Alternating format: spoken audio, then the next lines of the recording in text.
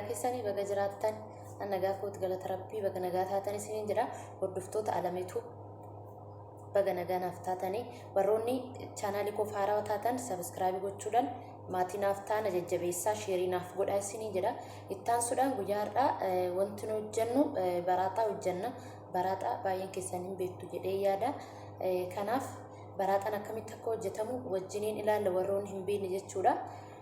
Egaa baraaxaa hojjechuu wanti nu barbaachisu daakuudha yookaan harcee akkasuma quraalii tokkoo fi soogidda jechuudha.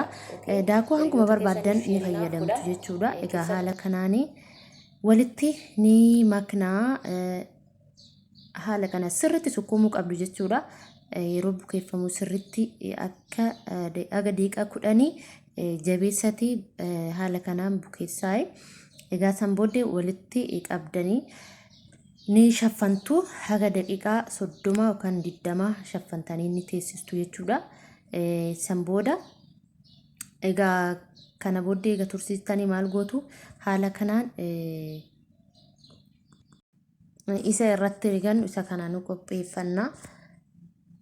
Egaa daakuu sun barbaachisa maaliif yeroo rignu jechuudha akka ofitti hin qabanne jechuudha. Lixiin kun akka ofitti nu jalaan qabanne sirriitti jechuun laslas jechuu qaba sirriitti bukaa'ee jechuudha lixiin. Egaa haala kanaan irraa kuttanii jechuudha walitti deddeebisni haala kanaan akka immoo ofitti hin qabnee fi daakuu jala godhattu jechuudha haaluma kanaan. Egaa haaluma argitan kanaan baay'ee salphaadha. Haala kanaan ni diriirsina. Baay'ee waan nama rakkisu miti jechuudha.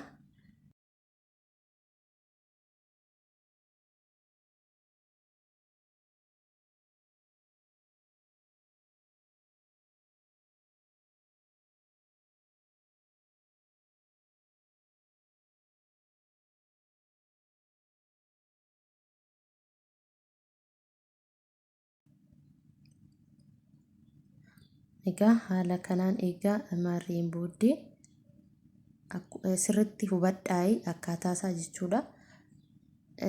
Isa kana mooyyuu gadi dirachaafna jechuudha. Maaliif qarqarri saafaa akka nuuf banamuuf jechuudha isa kan goonu.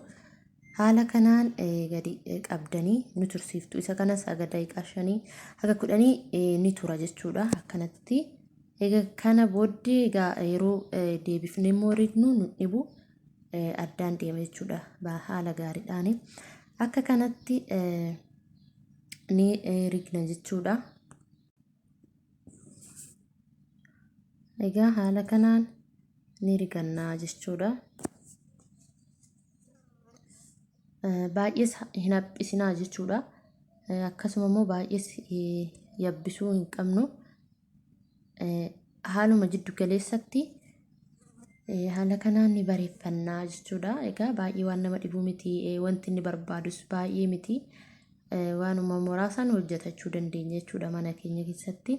Egaa yeroo kanatti eelee kanarratti bilcheessinu ho'ifnee zayitii yookaan samal dibuu qabna.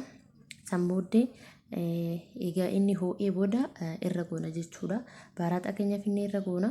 Gubbaa isaarrallee ni dibna. Gubbaa isaarrallee ni dibna jechuudha. Booddee yoo garagalchinu akka toluuf jechuudha. Haala kanaan egaa mana keenya keessatti hojjetachuu dandeenya jechuudha. Haala baay'ee bareedaa ta'een baay'ee karaa salphaa ta'een jechuudha.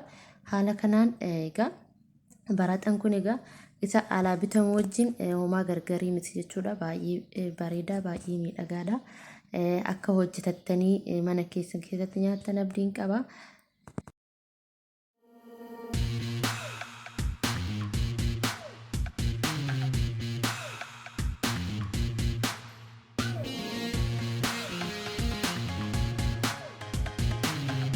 Kanaan hojjennee jira jechuudha.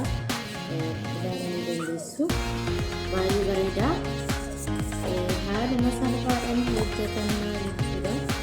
Meelaala haala kanaan akkanatti addaayee yaa'a jechuudha. Kun orijinaalii baraaxaa hojjennee jira jechuudha. Waan na hordoftaniif galatoomaa guddaa galatoomaa. ሰብስክራይብ ላይክ ሼር ጎቹ እንደከተና ሰለቱ Galatoma